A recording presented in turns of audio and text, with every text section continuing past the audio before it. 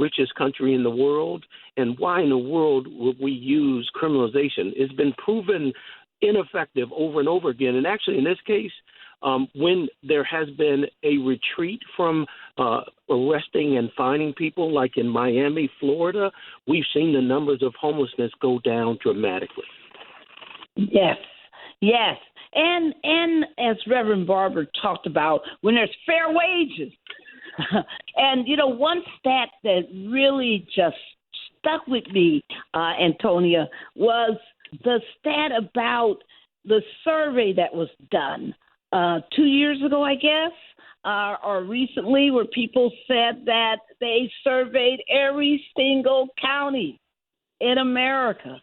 Every single county, folks, where you're living, for our listeners, every single county in the nation, and there wasn't not one county where people could afford an apartment, a place to live based on earning a minimum wage.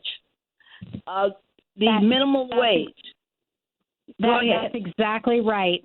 The National Low-Income Housing Coalition does that survey every year in a report called Out of Reach. And yes, they have found that there is not one county in this country where you can afford for a family of four, where you can afford a two-bedroom apartment working at minimum wage.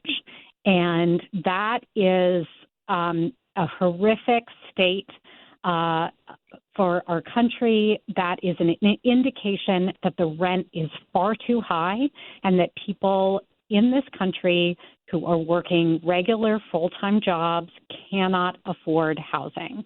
And I'm sure your listeners listening in, this is not surprising.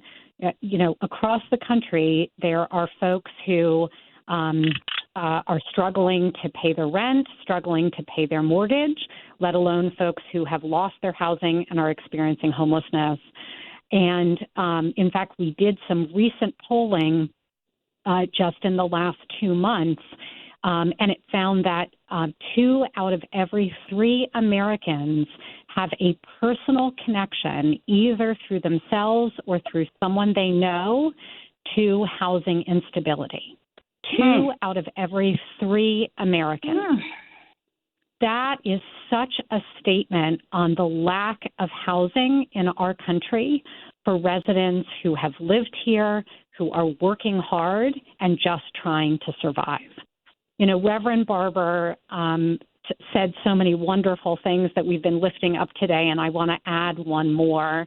Yes. He said, we should have housing for every single person in this country, in the richest country in the world.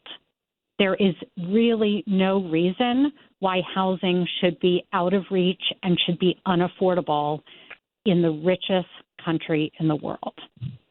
My.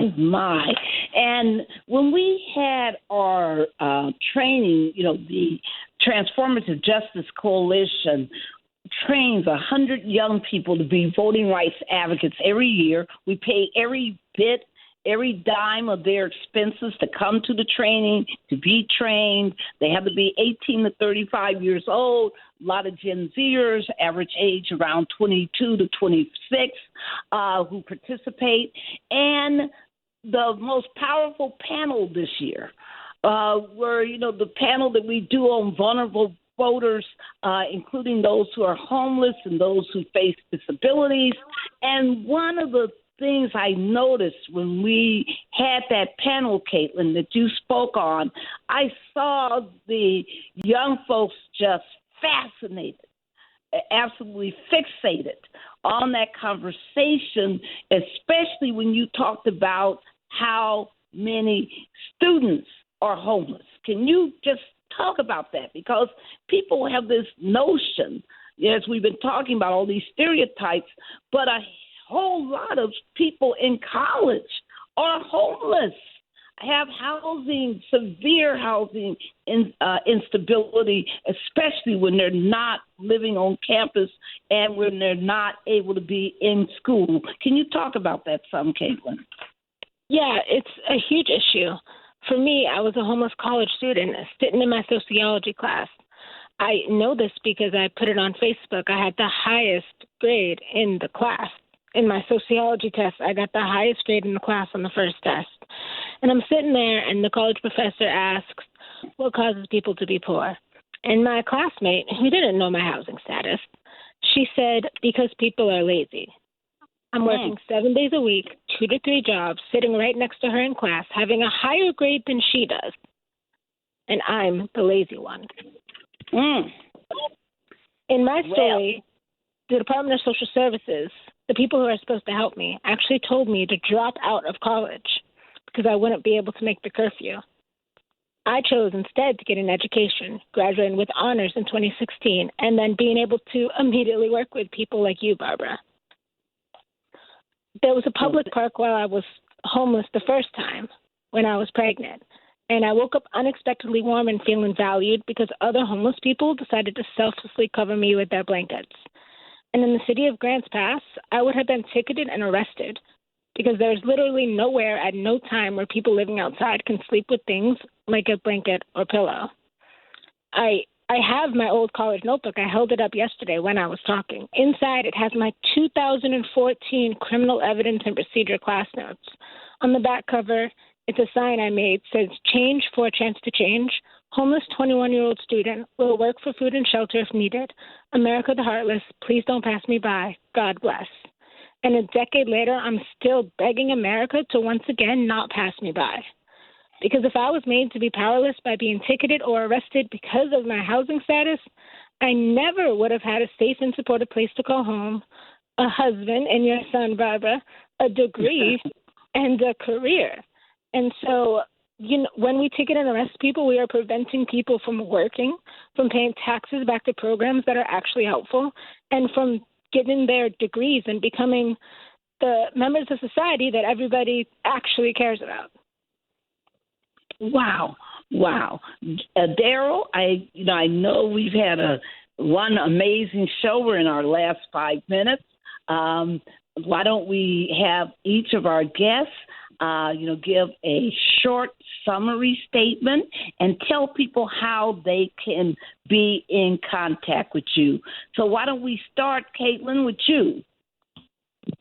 Yes, people can follow me I mainly post on Twitter right now, Twitter/X, at the Caitlyn Bot. That's at TheCaitlynBot, at the Caitlyn Bot. All right. Donald Whitehead.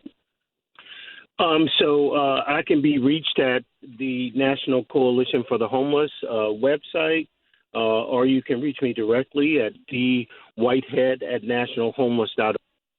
Follow me on at Donald Whitehead 2022, I think it is. But also, if you reach out directly to the National Coalition, info@nationalhomeless.org, someone will contact you. And if it's me that you want in particular, you can contact me through that vehicle as well. And Antonia Fasanelli? Yes. So folks can reach me through my email, which is afasanelli@homelesslaw.org. We shared before the Law Center's Twitter handle, which is @homeless_law, or my own personal Twitter or X handle is @akfasanelli. And I also want to lift up again the website on this case, johnsonvgrantspass.com. You can get lots of information there, including information about how to take action and get more involved in this movement. Thank you so much for having us and for covering this case. So appreciate your focus on this. No, we are so grateful for you, and I want to ask you one other question. What do you think is going to happen next? People were running out or were calling all kind of reports from the courtroom yesterday, and, we heard about Gorsuch, we heard about Kagan, we heard about Sotomayor, we heard about, Kavanaugh, all of these various justices and how they were reacting to this case. Of course, we didn't hear about all of them, but what do you think is going to happen next, and what should our listeners be keeping their eyes out for? Sure.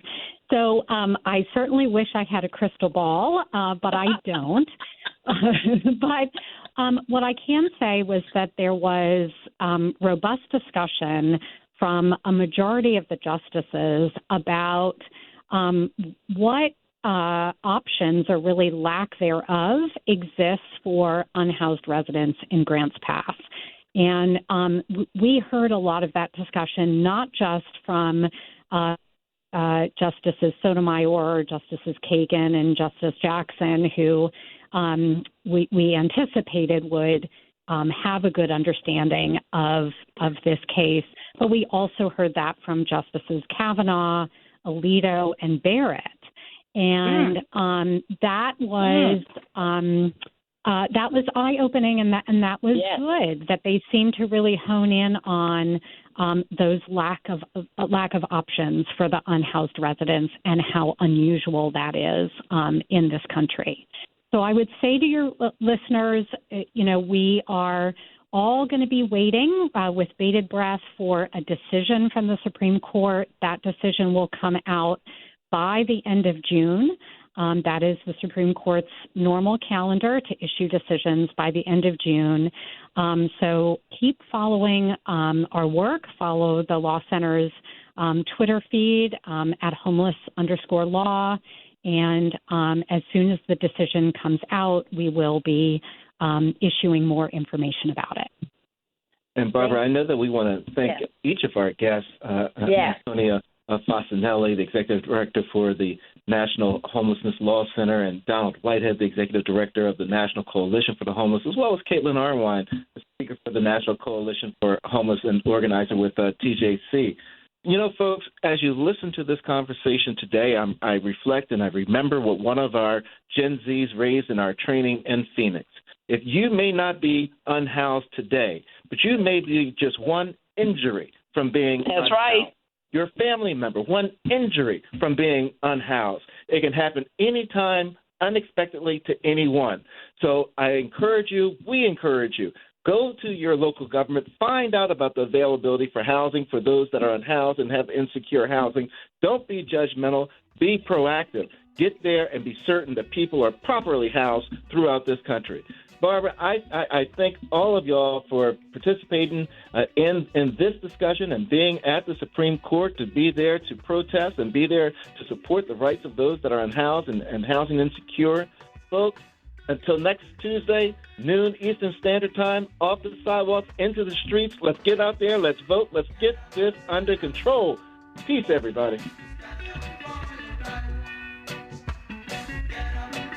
The preceding program was paid for by Barbara Arnwine. Radio 1 presents Boss Talk, connecting with CEOs in the DMV. My name is Dr. Lance London. I'm the CEO and president of the Carolina Kitchen. I started direct sales, door-to-door companies, selling products and services. Had a team of about 60 sales reps. 31 years ago, I sat in that office across the street from this building, got together with my sales reps. I have this concept that I put in my mind, and I know we can do it. And it's going to sell Southern cuisine. And they said, oh, yeah, well, what's the name of it, they asked. I said, well, I can see it being called, you ready for this? The Carolina Kitchen, where you get your chicken and much, much more. And they start going, woo, woo, woo, woo. I said, well, there's a unit downstairs. I just got to talk to the guy that owns this building. I went to him. He said, well, you paid me all my rent since you've been there. You seem to be a good client. Well, I'm going to ask you one question. Can you give me free rent for a year? Sure, I will. I'll give you rent for a whole year for free, just as long as you put a good restaurant in. This is Boss Talk. Inspiration from CEOs right here in the DMV. News Talk 1450 and 95.9 WOL with the Carl Nelson Show. Weekdays from 6 to 10 a.m. Reverend Al Sharpton keeping it real from 1 to 4 p.m. And the Tavis Smiley Show from 4 to 7 p.m. Download our mobile app and take us everywhere you are or listen live at WOLDCnews.com. The news and issues that matter to you most from Carl Nelson, Reverend Al Sharpton, and Tavis Smiley on 1450 and 95.9 WOL. WOL Washington, D.C. W240DJ Washington. 95.9 WMMJ HD3 Bethesda. WKYS HD3 Washington. WPRS HD3 Waldorf and worldwide at WOLDCnews.com. The views and opinions of the following show do not necessarily reflect the views and opinions of News Talk 1450 WOL, Radio 1 Incorporated, or their management.